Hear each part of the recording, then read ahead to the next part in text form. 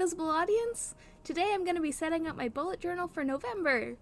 I recently got this set of washi tape from Notebook Therapy from their Maple Dreams collection, and it's just so stinking cute!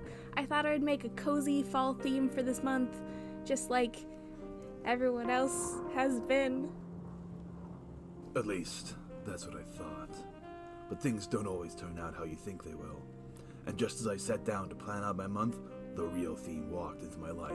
She had an air of mystery about her that should have scared me off, but in reality, it only pulled me towards her further, like a black hole. The theme was Detective Noir, and she was the theme of my dreams. At least, that's what I thought. And like I said before, what you think isn't always how things turn out. The first thing I did was gather my case files. I spent a little too long that night digging through the mess of my office, but once I had all my materials gathered, I was able to start putting together a case.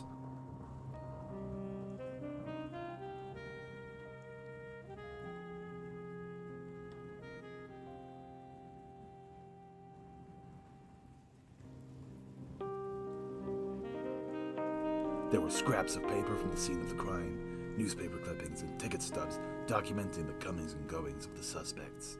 And on top of it all, a November title page. A mess of a thing, really, but I guess that's why I chose the life I did. I can never seem to resist a good mess.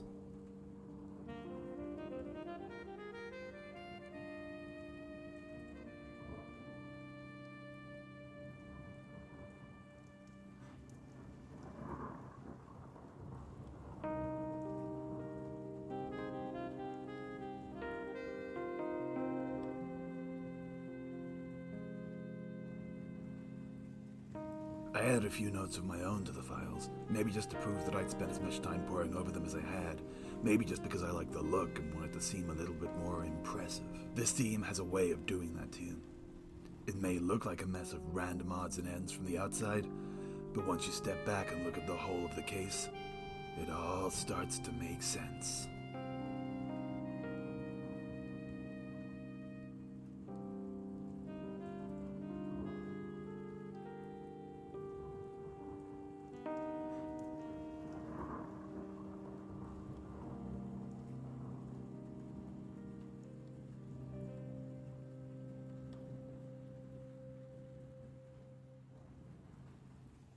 The colors of this case reflected the tone of the case itself, in the way that only black and white photos and red tape can.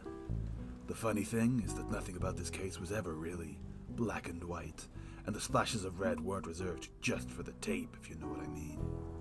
But it's the browns, yellows, oranges that tell the real story here. They're tickets to track the comings and goings, package receipts, and notions of vibrancy and urgency. They remind me that things weren't always as dark and bleak as they seem to be now. No, this case was truly alive once, and with a little luck, maybe it can be again. It all depends on how the rest of the pages turn out.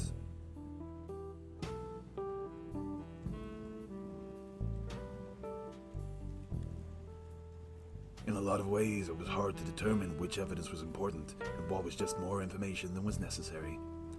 But I guess you never really know how something went down until you have all the pieces of the puzzle, and I have a feeling this puzzle isn't quite finished yet. Luckily, I've got to know how to solve this thing, and if I keep my wits about me, it may come together yet. I've got these detective-themed stickers from Sticky Club at my side, and I just know they're going to be important somehow.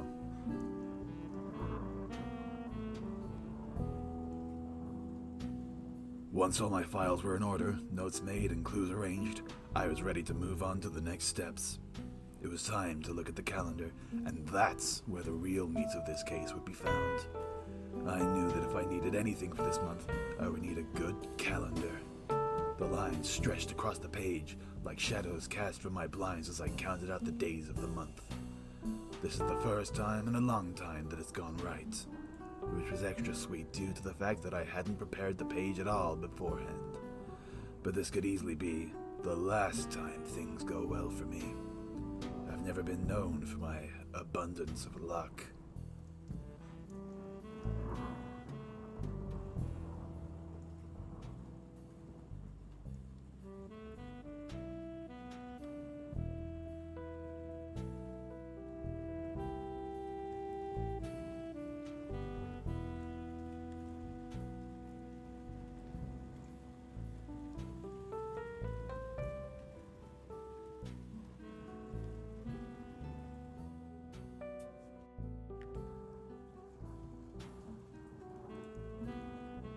The days of the week came to me like a ransom note, no 2 days quite the same, like letters cut from a magazine. And again I struggled with knowing which evidence was important to the case, or what just garbage that I had accumulated as part of the job. Sometimes I'm still not sure if I made the right call, but I followed the clues as best I could, working on into the cold, dark night.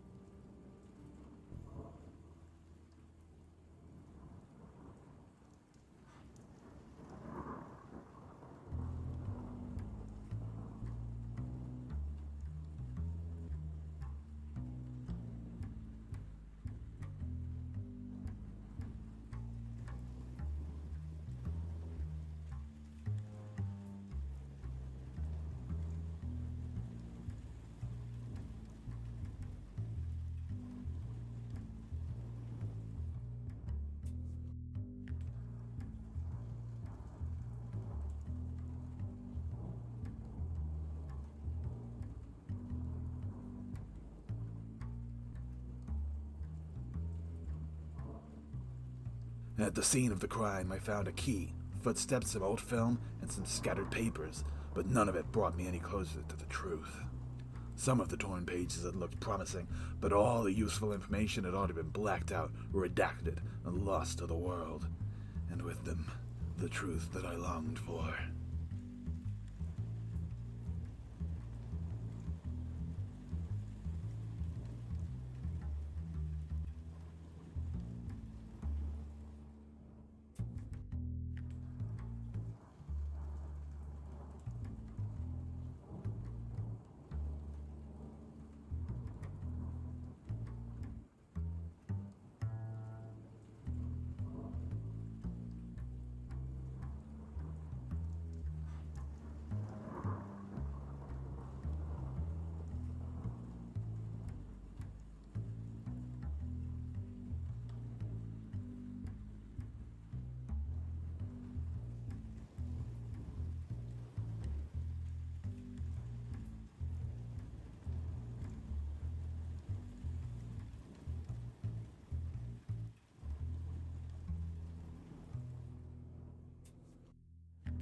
And so, feeling slightly disappointed, I moved on to the next page of this book and started a new chapter, one filled with opportunity and potential.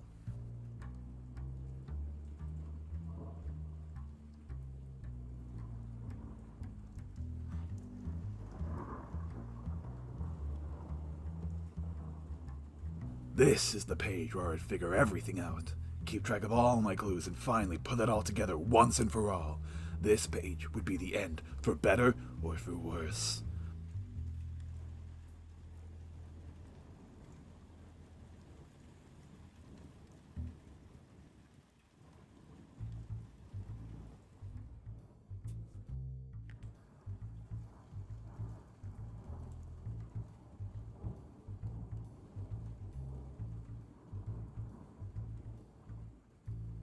I assembled my notes, my lists for my shows and music, a place to track my suspects. There were 4 of them, the same as last month.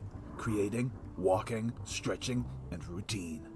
These were the things I've been tracking, and it looked like maybe I was onto something.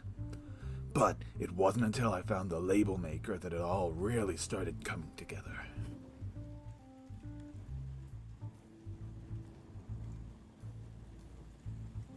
I took it back to the previous page, and just as I thought, it turned the whole case around, tying up loose ends and pointing to the truth of the whole affair. It took a little time to wield, but the results speak for themselves.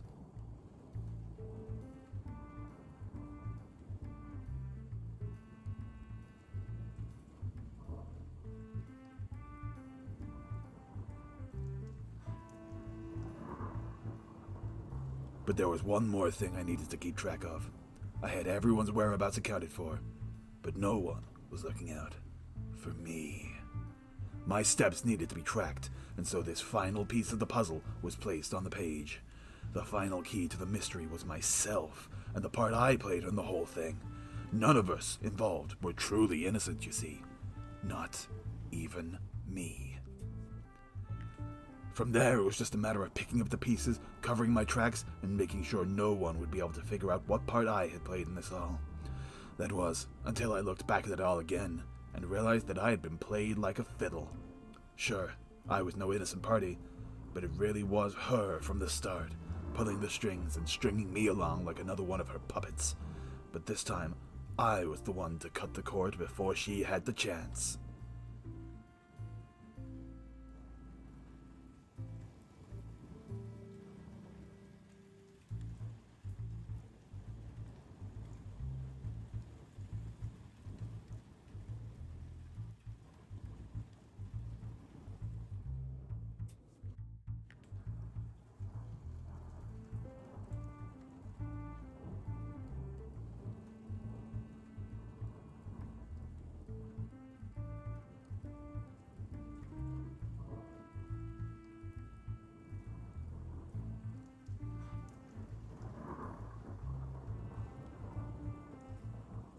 And maybe, if I leave the evidence behind for you to find, someone might be able to do something about it. But not me. I'm already on a late train out of town by the time you'll find this, and I don't think you should try to find me either.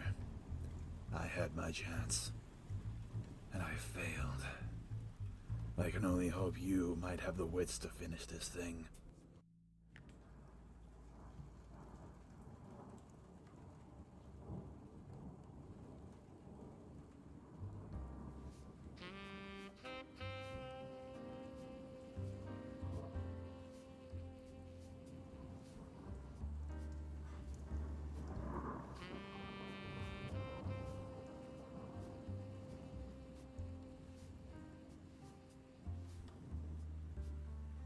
So, thank you for hearing me out. I wish you more luck than I had, kid.